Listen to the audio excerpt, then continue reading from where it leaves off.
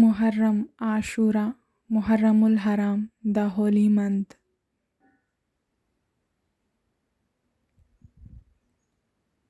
ಹಜ್ರತ್ Ibn Abbas ರವರು ವರದಿ ಮಾಡಿರುವಂತೆ ಪ್ರವಾದಿ ಮುಹಮ್ಮದ್ ಮದೀನಾಕ್ಕೆ ಬಂದಾಗ ಯಹೂದಿಗಳು ಆಶೂರಾ ದಿನದಂದು ಉಪವಾಸ ಆಚರಿಸುತ್ತಿದ್ದರು. ಏತಕ್ಕಾಗಿ ಅವರು ಉಪವಾಸ ಆಚರಿಸುತ್ತಿದ್ದಾರೆ ಎಂದು ಪ್ರವಾದಿಯವರು ಕೇಳಿದಾಗ, ಅಂದು ಪ್ರವಾದಿ ಮೂಸಾ ಹಾಗೂ ಅವರ ಸಂಗಾತಿಗಳನ್ನು ಅಲ್ಲಾಹನು ಫಿರ್ಔನನ ಕಿರುಕುಳದಿಂದ ಪಾರುಗೊಳಿಸಿದುದರ ಕೃತಜ್ಞತೆಯ ರೂಪದಲ್ಲಿ ಪ್ರವಾದಿ ಮೂಸಾರವರು ಉಪವಾಸವನ್ನು ಆಚರಿಸುತ್ತಿದ್ದರೆ ಎಂದು ತಿಳಿಸಿದರು.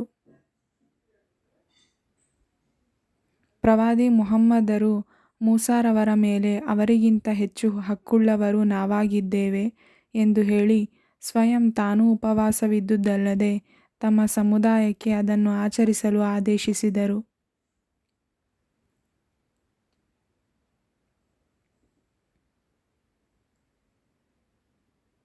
ತರುವಾಯ ಅದೇ ದಿನ ಉಪವಾಸವಿರುವ ಯಹೂದಿಗಳ ಸಾಮ್ಯತೆಯನ್ನು ತಪ್ಪಿಸಲಿಕ್ಕಾಗಿ 2 ದಿನಗಳ ಅಂದರೆ ಮುಹರ್ರಂ 9, 10ರಂದು ಉಪವಾಸವಿರುವಂತೆ ಅನುಯಾಯಿಗಳಿಗೆ ಆದೇಶಿಸಿದರು. ಆದ್ದರಿಂದ ವಿದ್ವಾಂಸರು ಅವರ ಅಭಿಪ್ರಾಯದಲ್ಲಿ 3 ವಿಧದಲ್ಲಿ ಈ ಉಪವಾಸವನ್ನು ಆಚರಿಸಬಹುದು.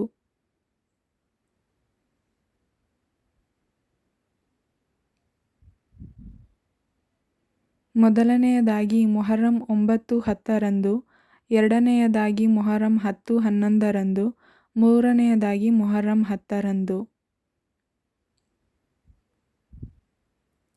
ಪ್ರವಾದಿಯವರು ಈ ದಿನದ ಉಪವಾಸದ ಮಹತ್ವದ ಕುರಿತು, ಆಶೂರಾ ದಿನದ ಉಪವಾಸವು ಗತವರ್ಷದ ಪಾಪಗಳಿಗೆ ಪ್ರಾಯಶ್ಚಿತ್ತವಾಗಿದೆ ಎಂದು ಹೇಳಿರುವರು. ಹೀಗೆ ಈ ಐತಿಹಾಸಿಕ ದಿನದ ಆಚರಣೆಯು ಉಪವಾಸದ ರೂಪದಲ್ಲಾಗಬೇಕು ಎಂದು ಪ್ರವಾದಿವರ್ಯರಿಂದ ಸಾಬೀತಾಗುತ್ತದೆ. ಇನ್ನು ಕರ್ಬಲಾದ ಘಟನೆಯಿಂದ ತಿಳಿಯುವುದೇನೆಂದರೆ, ಹಜ್ರತ್ ಇಮಾಮ್ ಹುಸೈನ್ ಅವರು ಮಿಥ್ಯವನ್ನು ಸಹಿಸಿ ಸುಮ್ಮನಾಗಲಿಲ್ಲ, ಸತ್ಯಕ್ಕಾಗಿ ಸಂಘರ್ಷ ಮಾಡಿ ಹುತಾತ್ಮರಾದರು. ಸತ್ಯ ಬಂದು ಬಿಟ್ಟಿತು, ಮಿಥ್ಯ ಅಳಿದು ಹೋಯಿತು, ಮಿಥ್ಯವು ಅಳಿದು ಹೋಗುವಂತಹದ್ದೇ ಎಂದು ಘೋಷಿಸಿರಿ ಎಂದು ಹೇಳಿದರು.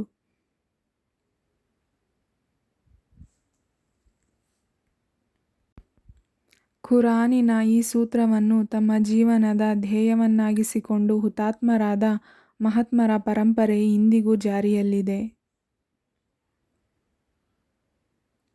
ಮುಹರ್ರಂನ ಸಂದರ್ಭದಲ್ಲಿ ಕರ್ಬಲಾದ ಘಟನೆಯು ಸತ್ಯವಿಶ್ವಾಸಿಗಳ ಮನದಲ್ಲಿ ಸತ್ಯದ ವಿಜಯಕ್ಕಾಗಿ ತನು, ಮನ, ಧನವನ್ನು ಸಮರ್ಪಿಸುವ ಪ್ರೇರಣೆ ನೀಡುತ್ತದೆ. ಭ್ರಷ್ಟ ವ್ಯವಸ್ಥೆ ಮತ್ತು ದುಷ್ಟ ಆಡಳಿತದ ವಿರುದ್ಧ ಹೋರಾಡುವ ಮನೋಬಲವನ್ನು ವೃದ್ಧಿಸುತ್ತದೆ.